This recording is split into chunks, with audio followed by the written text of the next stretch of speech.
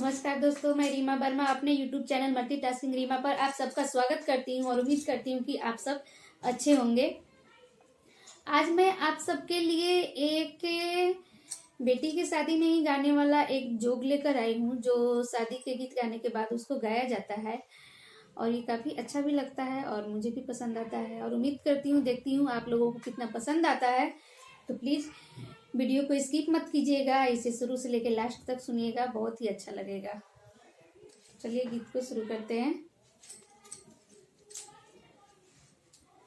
हम न जननी बेटी इतना जोग जाने लो, हम जननी बेटी इतना जोग जाने लो, हम न जननी बेटी इतना जोग जाने लो। बीचे तला हथिया बेटी, बीचे तला हथिया बेटी, दहिया जमावेलू, दहिया जमावेलू।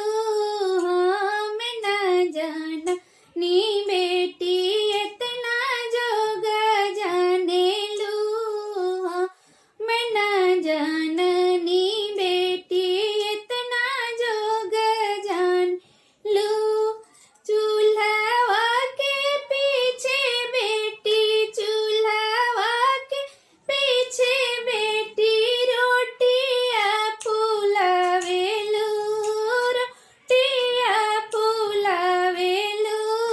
हम न जननी बेटी इतना जोग जानेलू, हम न जननी बेटी इतना जोग जानेलू।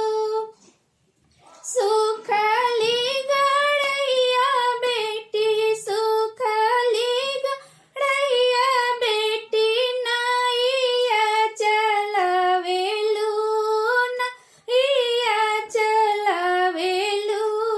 हम न जननी बेटी इतना जोग जानेलू, हम जननी बेटी इतना जोग जानेलू। सांपावा के मुख में बेटी, सांपावा के मुख में बेटी, दिया जलावेलू, दिया जलावेलू।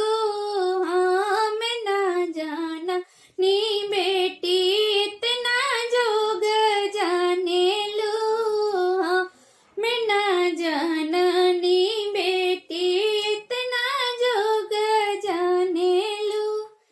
Thanks for watching. तो मेरा ये गीत आपको कैसा लगा, लाइक कीजिए, शेयर कीजिए और कमेंट करना तो बिल्कुल नहीं भूलिए। और मेरे चैनल पर आप यदि नए हैं तो मेरे चैनल को सब्सक्राइब कीजिए और बेल बटन में ऑल बटन को प्रेस कीजिए ताकि मेरे हर वीडियो का नोटिफिकेशन आप तक पहुंच जाए। Thank you so much.